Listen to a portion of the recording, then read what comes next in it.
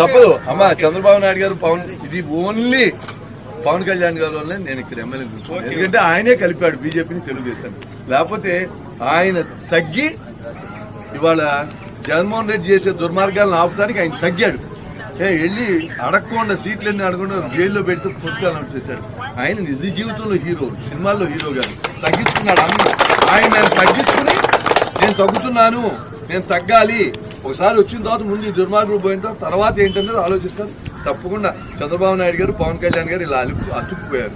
ఇవాళ బీజేపీని తీసుకొచ్చి కలిపింది, లేకపోతే చంద్రబాబు నాయుడు గారు బీజేపీ కలిసేవారు కదా, పవన్ కళ్యాణ్ గారే కలిపారు. అది అందరూ తెలుసుకోవాలి. మీరు ఎవరినైనా అడగండి, నిజం అబద్ధం. తప్పదు అమ్మా. చంద్రబాబు నాయుడు గారు ఇది ఓన్లీ పవన్ కళ్యాణ్ గారు వల్లే నేను ఇక్కడ ఎమ్మెల్యే కూర్చున్నాను. ఎందుకంటే ఆయనే కలిపాడు బీజేపీని తెలుగుదేశాన్ని. లేకపోతే ఆయన తగ్గి ఇవాళ జగన్మోహన్ రెడ్డి చేసే దుర్మార్గాలను ఆపుతానికి ఆయన తగ్గాడు.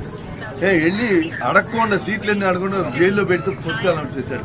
ఆయన నిజ జీవితంలో హీరో, సినిమాల్లో హీరో గారు తగ్గించుకున్నాడు.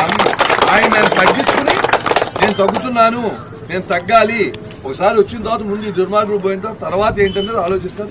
తప్పకుండా చంద్రబాబు నాయుడు గారు పవన్ కళ్యాణ్ గారు ఇలా అతుక్కుపోయారు. ఇవాళ బీజేపీని తీసుకొచ్చి కలిపింది, లేకపోతే చంద్రబాబు నాయుడు గారు బీజేపీ కలిసేవారు కదా, పవన్ కళ్యాణ్ గారే కలిపారు. అది అందరూ తెలుసుకోవాలి. మీరు ఎవరినైనా అడగండి, నిజం అబద్ధం.